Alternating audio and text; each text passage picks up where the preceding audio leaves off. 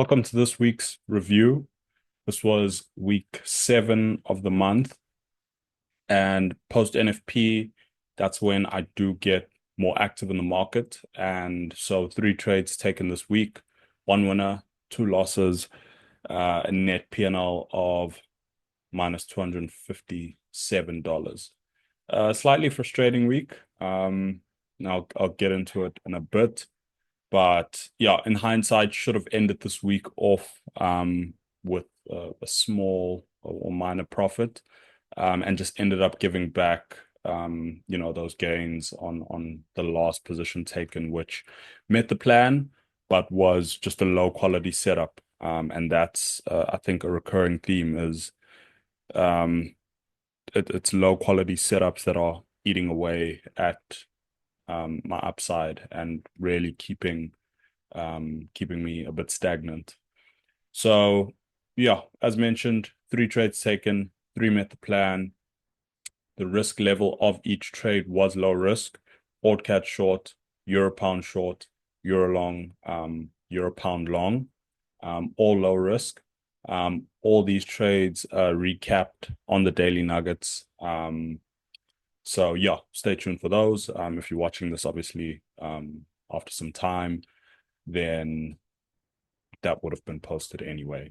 And so with that, week 3 of 4 of phase 2 of the trade building protocol is complete.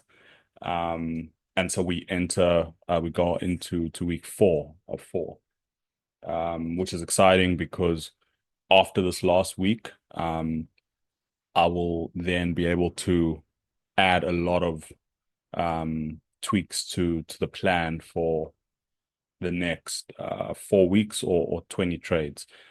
Still trying to think a bit around how I'll structure the next phase of I guess this forward testing that I'm doing. I may revert back to the 20 trade sample size, or I like the 4 week format, just because it really keeps you disciplined to following your plan for 4 consecutive weeks. And if you default from that, you start from week 1. And as obviously time progresses, I'm gaining more insights, and there's tweaks that I want to implement, but I can't do that unless I see the 4 weeks through, because that's obviously developing the discipline trait. So I may stick to that. And I found in those 4 weeks, I end up getting about 20 odd trades, sometimes more anyway. So it ends up being a win-win in that sense. I'll go through Euro Pound shortly because some of you have been asking for this kind of step-by-step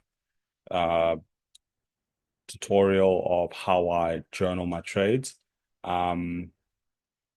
And perhaps we should actually just do that before we go wrap up into what I learned this week and what the most important things I need to work on improving and continue doing are.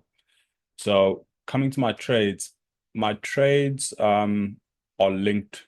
Well, this is my TradeZilla journal. This is linked to my MT5 account. And so as I take trades, they are automatically updated onto this list here. So there's obviously takes out that manual process of physically having to log your trades. But what I do is obviously when I come in,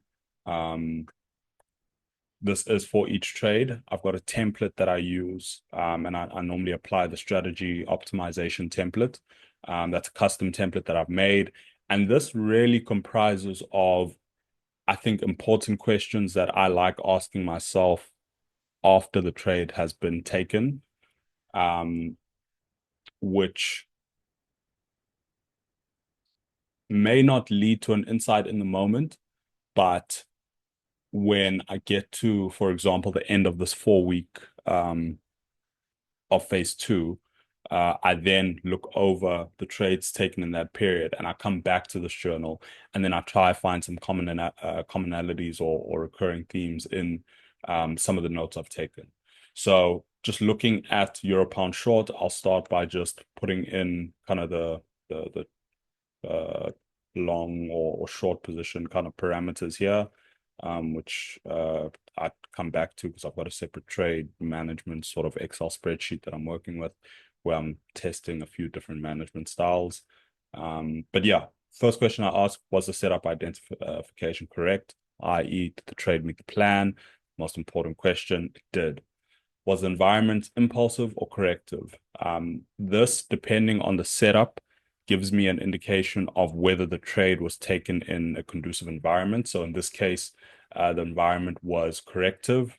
If we look at the 4-hour, you can see it was a optimal alignment setup. If I'm not mistaken, yeah. But we hadn't started. It was an optimal alignment, I think, because we had broken above there, and we were sort of starting to establish this pro trend here. And I was anticipating that to pull into internal range liquidity before we then continue to the upside. But you can see from price action, this is all still very corrective, and we're not trending as we were in this pocket of price or even in this pocket coming up here. This is more sideways in nature. And so if we were in impulsive conditions and we had started trading higher, then that would be more conducive, environments. And so, yeah, tracking that, because then I can look in hindsight and try find recurring themes of, oh, if I'm continuously taking losses when I try execute on this entry when it's not in a conducive environment, then that could be a better indication of whether something was more high risk than low risk, based on how I define it now. So that's that. And then check, was price still in daily EPD, which is internal range liquidity, or near external range liquidity. In this case, was still in EPD.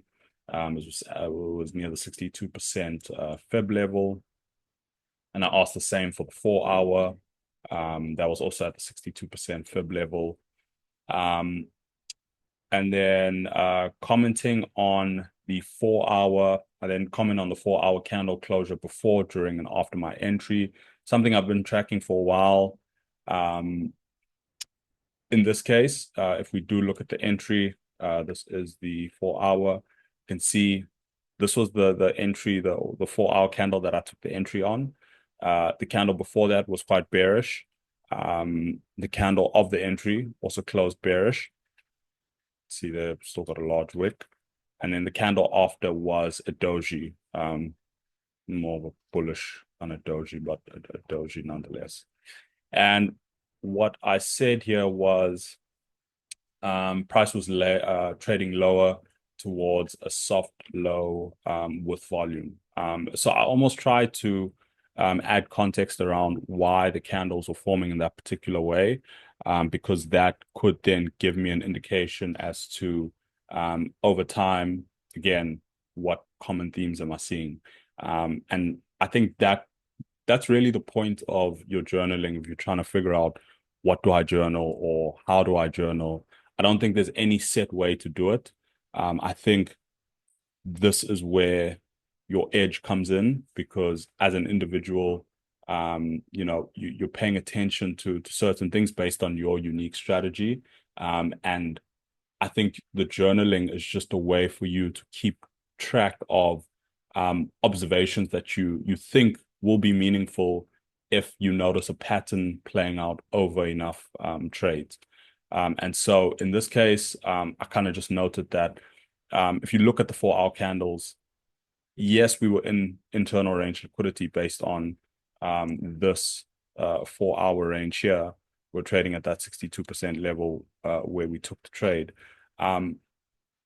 But we were really trading with volume towards what I consider a soft low.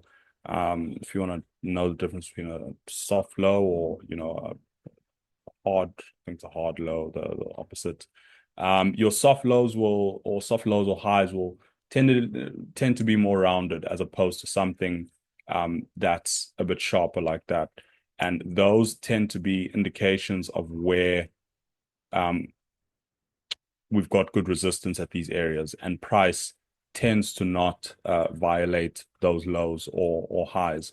But if you notice periods where price pushes up and then we have this correction that's very rounded, there's usually liquidity resting below there that we tap into before price then goes higher. So test that out on your own charts and see how that plays out. Soft high. So anticipating that to be ran, a bit more resistance above here, but hold high, and I think it will ultimately get taken out. But it's been a while since we visited that. And then I look at was the IPTA clear building up to the entry. And I think this is just important with I look at this on the 15-minute or the 1 hour, depending on what's more relevant. And this is kind of where I saw that I really wasn't aligned with the real momentum in this trade. And I kind of just noted with how was price behaving as we came down lower? Was it clear that liquidity was being generated to the downside? You can see from this high, of which we just swept liquidity on a different broker, this was more of an equal high than a sweep. But I mean, on this is different from the broker that I currently use on TradingView. But again, you can see there was a sweep and then followed by displacement. And then price came in. We respected the mean threshold of this fair value gap, sold off, swept liquidity before then coming lower, formed this order block here. Price came in, sold off. And each time we are selling off and coming back up into an order block, you'll note we're respecting the mean threshold, which is basically the midpoint of the key indicator area, whether it's a fair value gap or an order block. And that usually indicates that we've still got really strong momentum in line with the trend. So once we start to get, those deeper pullbacks and violations of levels, then that kind of tells you that price is starting to slow or at least showing a willingness to go higher. And in this case, we're getting really good continuation type entries. So if you were selling this wave down here, you had multiple opportunities to get in on the 15-minute as price formed. It came down with these lower lows. Even before I took the entry, because this was technically the sweep of liquidity, and then the entry was taken after this 15-minute. Actually on this candle here, because it was a bit late on the day. Before I took the entry, tap into an order block, sold off. So no displacement to the upside. And, in this case, if I'd waited for that, wouldn't have gotten an entry. It would have just been invalidated. So IPTA was clear and I wasn't aligned with that. You can see our market share, but we'll get to this section in a bit. Commenting then, how was my stop positioned? Did a violation of the stop invalidate the bias? Stop was well positioned conservatively below the low. However, price was targeting these lows. That's what I realized in hindsight, before, the displacement to the upside ultimately came in. So I was the liquidity for the bias, which was correct, which was long. But in this case, we were ultimately coming into where my stop was positioned. And then commenting on the true open of the day, where was my entry relative to it? True open of the day is just 7 a.m. That's GMT +2, which is usually midnight New York time. That's Eastern Seaboard time.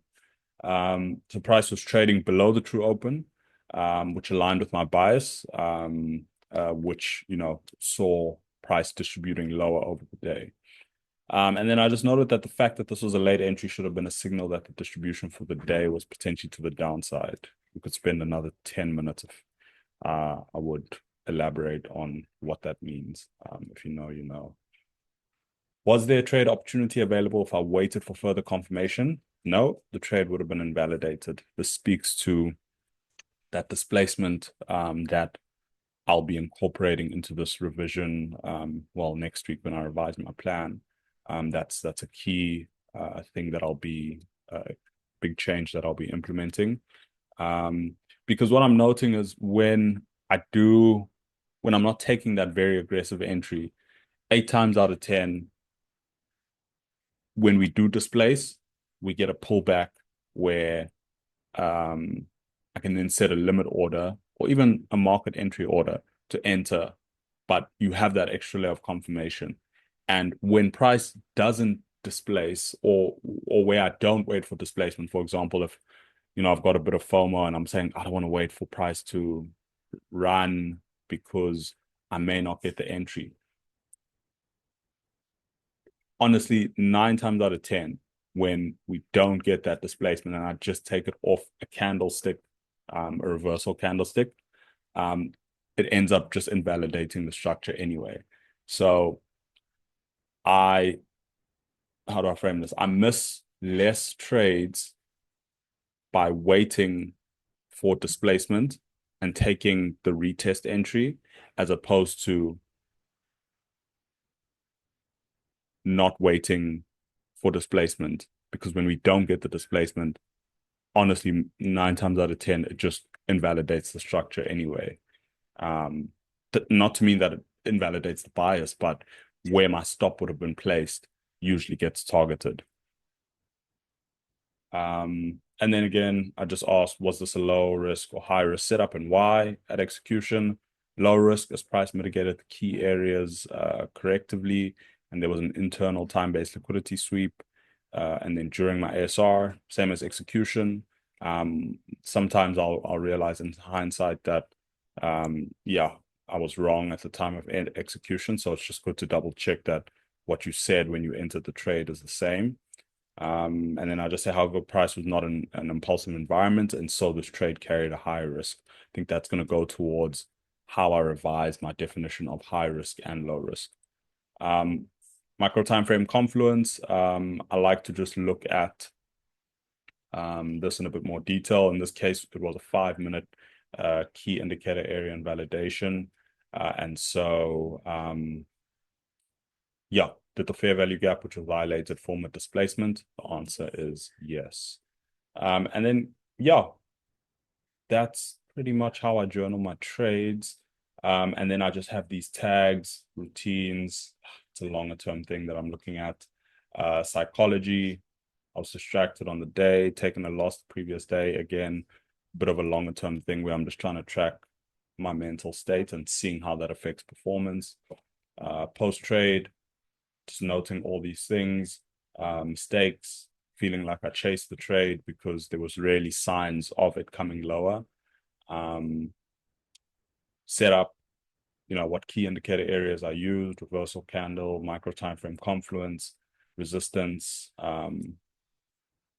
1 hour EPD, we're at the 70.5, whether IPTA was aligned or not, whether the protraction completed before or after the kill zone open, and what other concept confluences there were.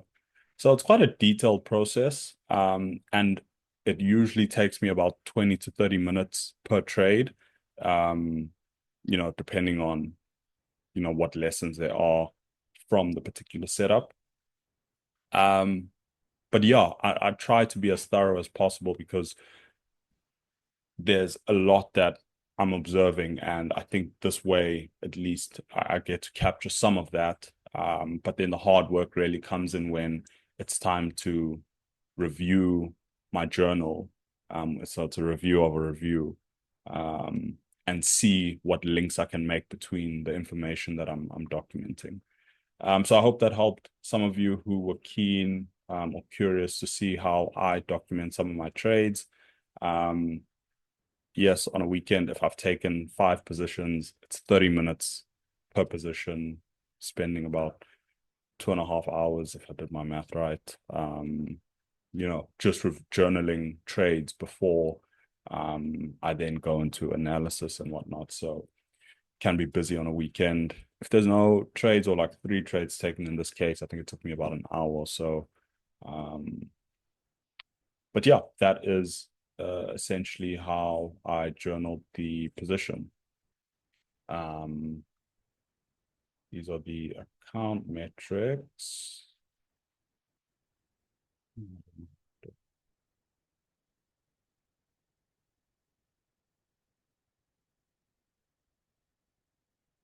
We come back here, and so what did I learn this week? Yeah, so I'm in month 5 of the ICT mentorship, and it is apparently one of the most important and big focus is if the data ranges, which is really now starting to get a bit more granular around time and how uh, time as a factor is used or has been incorporated into the algorithm, which essentially delivers price. And so, yeah, learning some very cool, interesting things there, which I think will help from a timing perspective when looking at uh, what to anticipate or how to anticipate price unfolding. Um, Also learned that if I'm waiting for the market to give me entry confirmation in a trading session, then I need to prioritize that and put off anything else. In this case, it was training, as trading is my number one priority. Yeah, so I had a training session. It was Thursday, 4:30 class. Um, Finished my forecasting session at like 4, and I was waiting for entry confirmation on Euro USD and Euro Pound. Um, Ended up missing an entry on Euro USD. Got in on Euro Pound, which is the one I just went through. Euro USD would have been a partial loss, but on a different day, that could have been a full profit. So technically worked in my favor in this case, but it's just something to note that if I'm waiting for entry confirmation, then it doesn't matter what else I've got going on. I've got to be at the desk to be able to execute when the market gives me that confirmation because yeah, if trading is my number one priority, then my actions need to align with that essentially. And so what is the most important thing I need to work on improving this week? Definitely filtering low quality setups taken from a distorted decision-making process as a result of fear and euphoria. Read that over and over again till you understand it, because that that is holding a lot of you back, and it's holding me back personally. And it's so frustrating when you see it, like you see it each week, each month. But it's a lot more difficult to. That's the one thing in trading, and I think I've mentioned it. Realizing a tweak and implementing it consistently, two different things. And if you can get really good at implementing meaningful tweaks to your trading very quickly, then yeah, you shorten that learning curve. And so that's a big thing that I'm working on at the moment. Um, Taking too many low quality setups. I know that the root of that is either fear or euphoria. And so it's a mental battle at this point. And yeah, once I can overcome that, gone, gone. What is the most important thing I should continue doing this week?